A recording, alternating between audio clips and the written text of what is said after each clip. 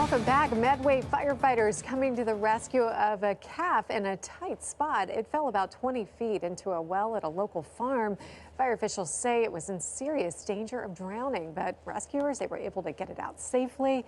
And it's back with its herd today. We're happy to report. Kate Middleton addressing addiction with the announcement of a mental health initiative. The Duchess of Cambridge launching the Taking Action on Addiction campaign. She says this is an all-in effort to lower the stigma of people facing addiction. Addiction is not a choice. No one chooses to become an addict. But it can happen to any one of us. None of us are immune. Where we nurture those around us, understand their journey and what has come before them. We need to value and prioritise care and support, helping to restore and connect individuals who are clearly suffering to the people around them. Money raised for the campaign will help people recover and prosper after substance abuse. And we're getting a sneak peek of actress Nicole Kidman as she takes on the role of a comedy legend. Ladies and gentlemen, enjoy the show. And action. I had no idea it was going to be a hit. Kidman transforming into Lucille Ball in Being the Ricardos.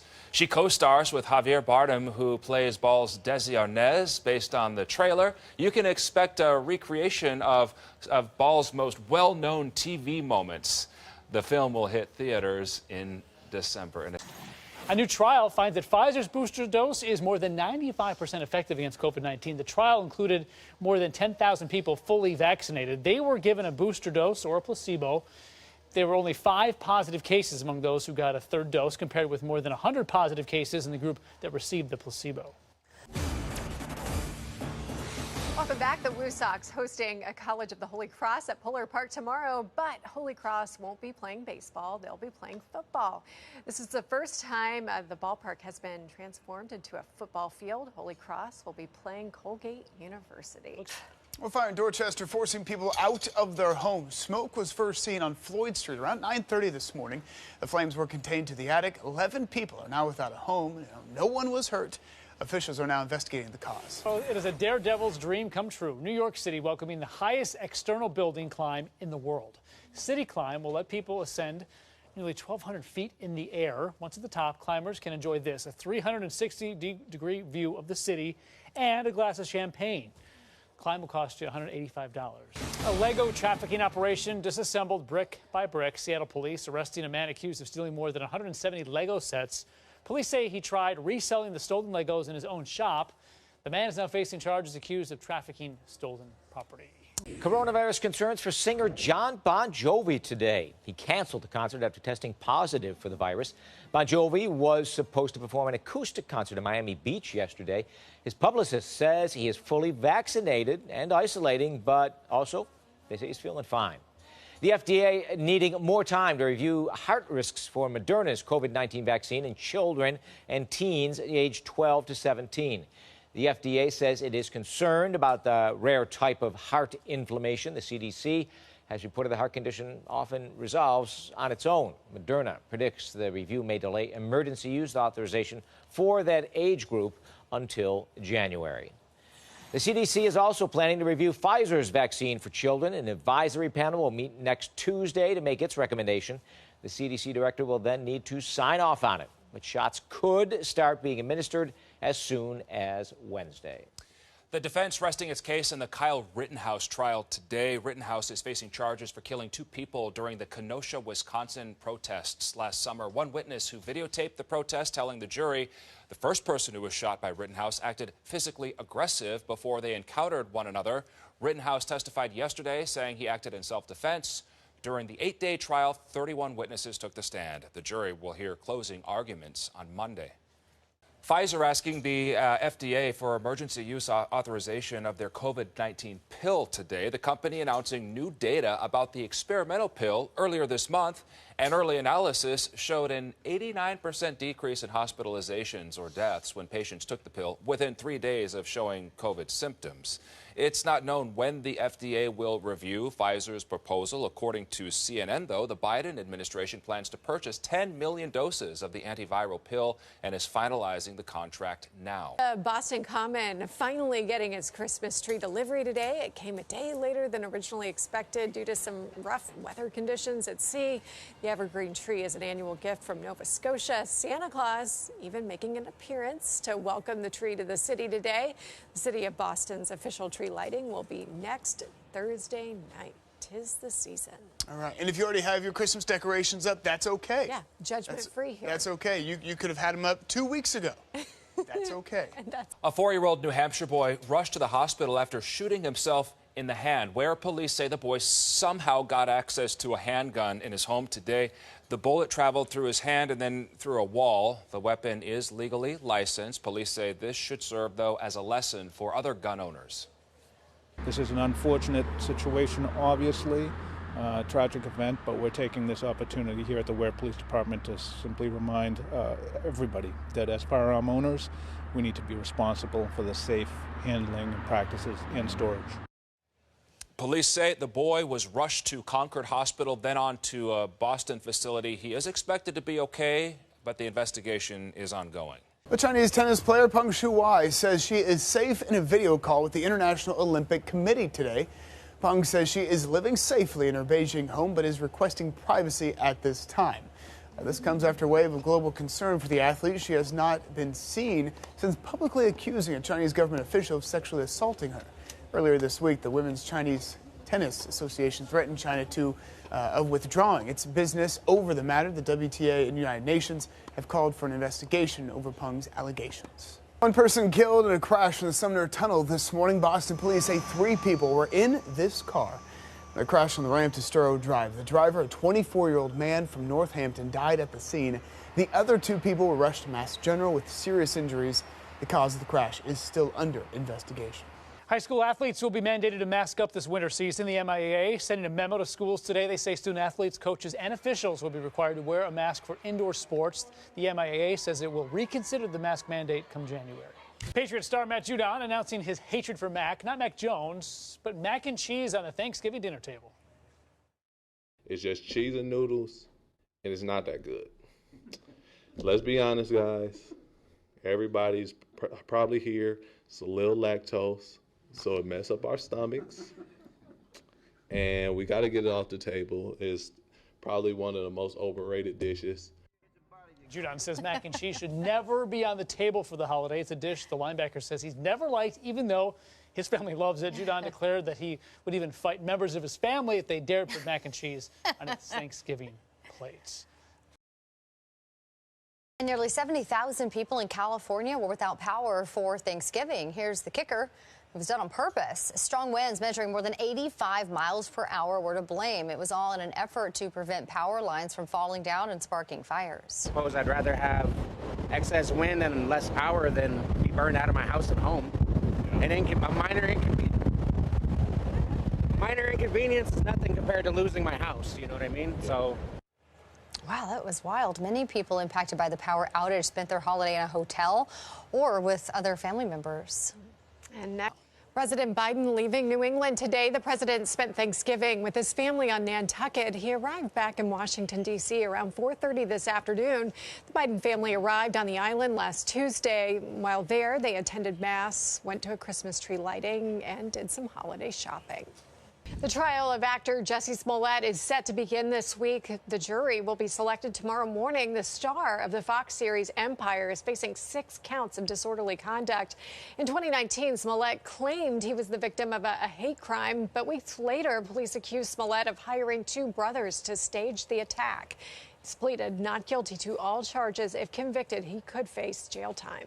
One person stabbed on a T-bus in Boston today. This was the scene near the intersection of Blue Hill Avenue and Seaver Street. The victim is expected to survive.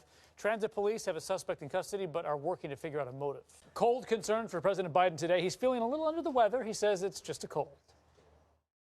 Your voice sounds a little different. Are you okay? I'm okay. I have a test every day to see a COVID test.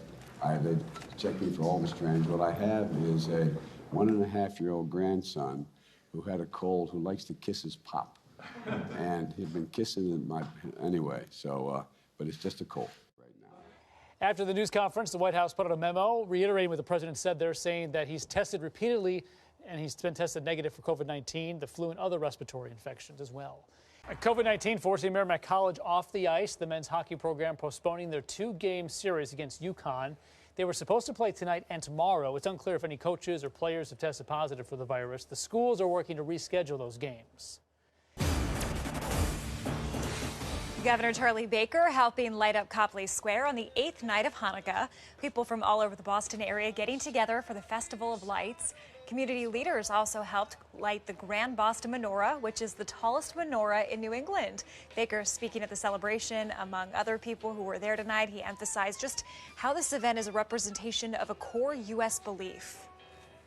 Those candles, which stand for and represent many things, but fundamentally are all about the right to practice your religion freely and without harm or persecution. Also at tonight's menorah lighting, there was live music and food to kick off the global celebration. Break shutting down roads in Westboro this evening. Right now, Flanders Road is closed from Longmeadow to Sampson, and police are asking people to avoid that area. Westboro Public Works crews are making repairs. They say people living in the area should expect lower water pressure and discoloration until their work is complete. Federal vaccine requirement will likely impact Amtrak services next year. Amtrak's president testifying today that the company does not anticipate having enough employees to service all trains by the January 4th vaccine deadline. This will likely impact the frequency of long-distance services. Many Amtrak workers retired or left the company during the pandemic. Amtrak has also halted its hiring process for the near future. A Springfield teen has died after being struck by a school bus. The 16-year-old girl was hit on State Street Wednesday. Police say she was taken to Bay State Medical Center, where she later died. Thomas, you seem particularly triggered right now. Can you tell me what happened? This is not a simulation. The Matrix Resurrections is returning to the big screen. Matrix stars Keanu Reeves and Carrie-Anne Moss are bringing their roles, Neo and Trinity, back to life. In an interview, Reeves said the duo had to jump off a 40-story building during filming, and they had to do it multiple times. The Matrix Resurrections hits theaters and HBO Max next week. A Winchendon High School going remote after a coronavirus outbreak there. 50 students at Murdoch High School have tested positive for the virus. Another 100 students are in quarantine. The superintendent is sending out a message to the school that the high school will remain online until after Christmas break. In-person classes will continue at the middle and elementary schools. And the city of Lowell will soon adopt a mask mandate. The city's Board of Health making that decision today. It's based on the high positive COVID-19 tests in both Lowell and Middlesex County. Masks will be required indoors regardless of vaccination status. People who violate the mandate may face fines up to $300. The order here will begin Thursday and then be reevaluated in mid-February.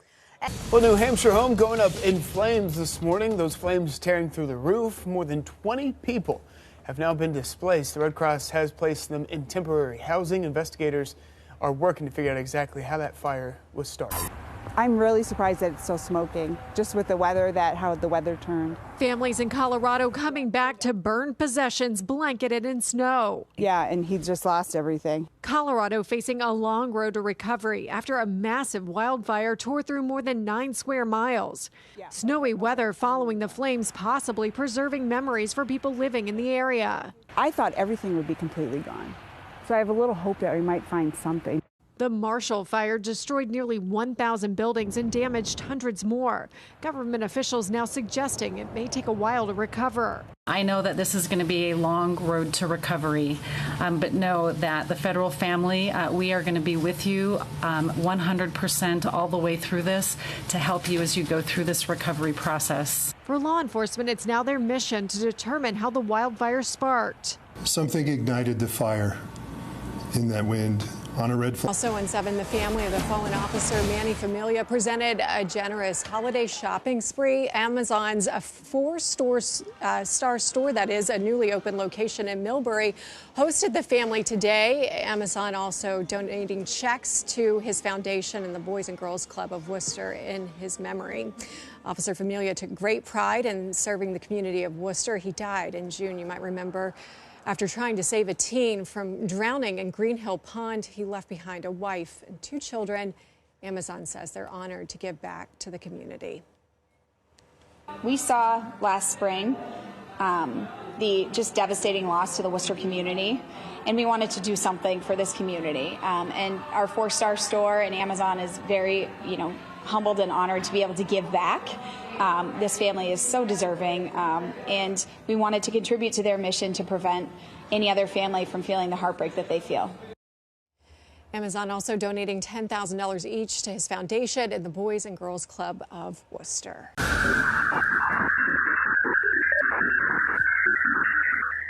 NASA unveiling some new audio on one of Jupiter's moons. The audio, along with this picture of the moon, are the latest to be sent back to Earth from NASA's Juno mission. Juno began orbiting Jupiter back in 2016.